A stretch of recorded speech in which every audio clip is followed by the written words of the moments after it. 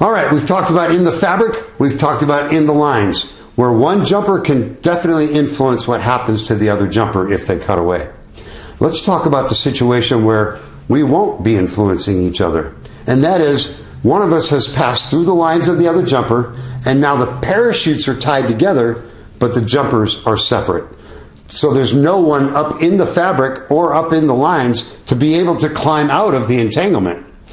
Now, there's a small possibility you could try to steer your canopy out of that, and it may come out. I doubt it, but it's possible.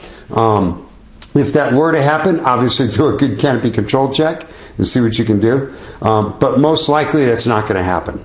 So if we get to that point, the only thing I can say is the spread eagle body position may have prevented this.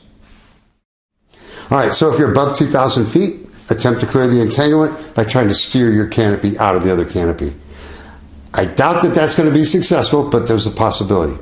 If disengagement is achieved, again, we must do a good, thorough canopy control check and check of all of our components. If we're above 2,000 feet, unable to disengage, either jumper can yell to the other jumper, cut away.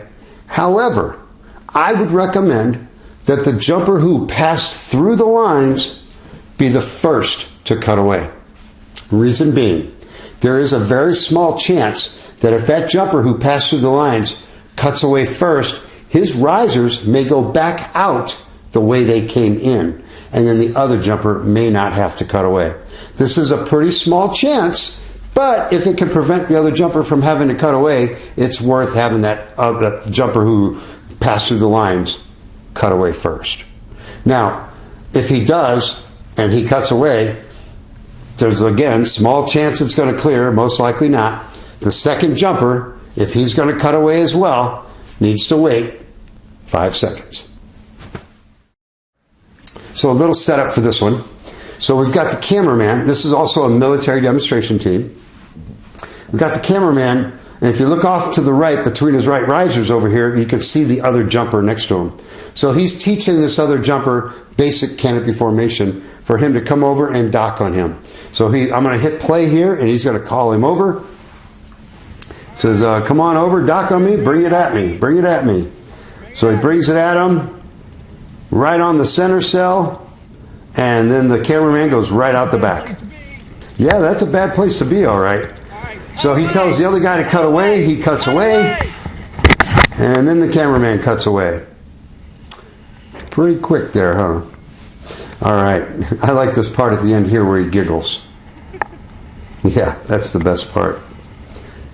There was a couple things that I would have liked to have seen done differently there.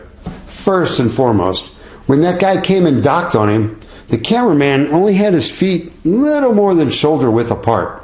If you've got a canopy coming up on you, either in the front or on the back, get those legs as wide as you can get them. You want to capture as many suspension lines as possible with your legs. And that just stops you at the front door. Doesn't allow you to pass through.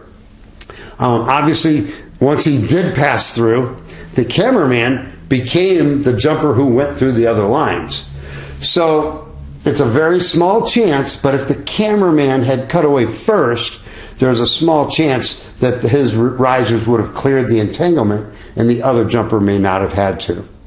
The cameraman may have wanted the other guy to go first because the other guy had less experience and he just wanted to make sure he cleared. So that's possible.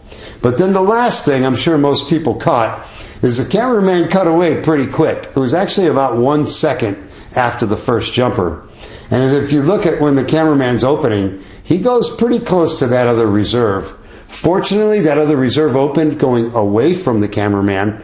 I think if it had opened 180 degrees coming towards the cameraman, it would have been pretty close. So for that reason, just make sure you get that 5 seconds in if you can.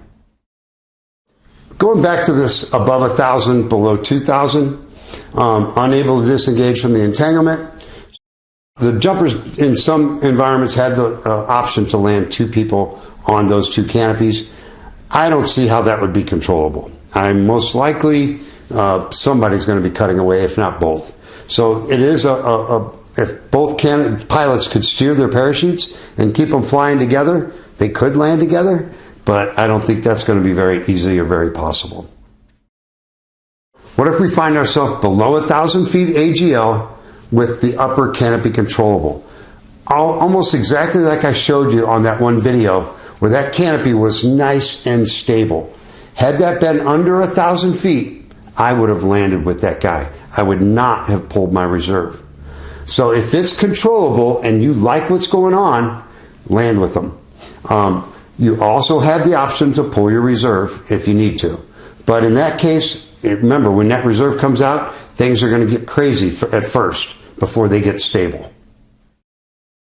All right, so the most likely is going to be we're below 1,000 feet, we're uncontrollable. We don't have any controllable parachutes. Either or both jumpers at this point, add fabric. Add fabric. Let's get them reserves out, baby. Get them open as fast as we can.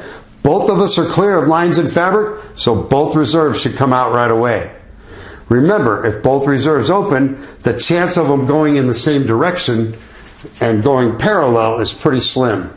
Most likely they're going to go apart and they're going to start to downplane because we're tied together by the entanglement.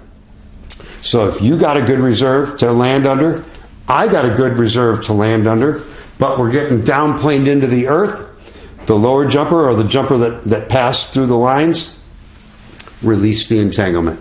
Actually, in this case, either jumper could release the entanglement and then transfer onto the already open reserve. Remember, canopy transfers can be done all the way down to a couple hundred feet. Cutaways below 1,000 feet usually end fatally.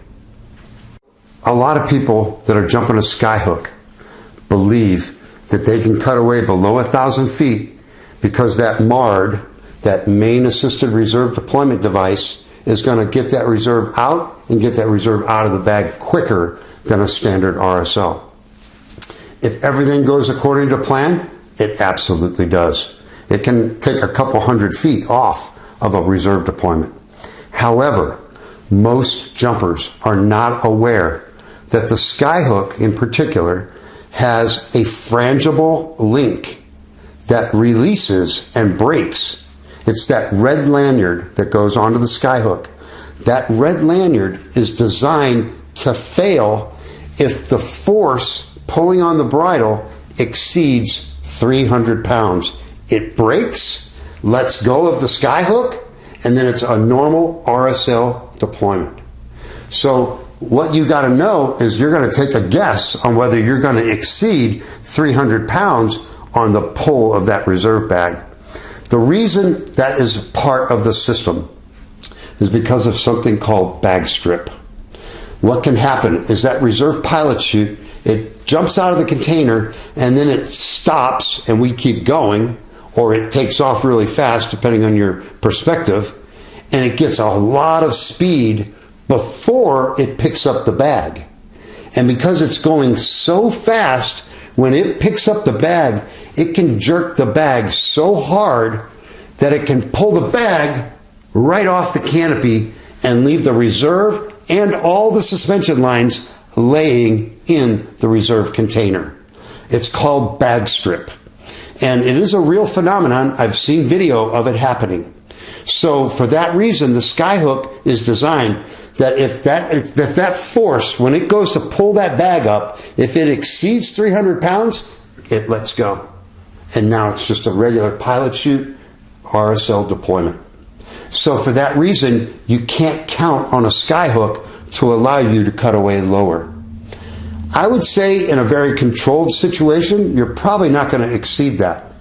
But I see sport jumpers all the time that if they have a spinning malfunction on something like a 90, a 100, 103, and they have a spinning malfunction, I know one guy that cut away 3 times and broke the red loop all 3 times. I've also seen a whole bunch of times where a military guy in a hard spin, when they cut away, that heavy reserve, which is 20-something pounds, that force would exceed 300 pounds and the red lanyard would fail. So for that reason, we can't cut away lower just because we have a skyhook. We have to respect the frangible link.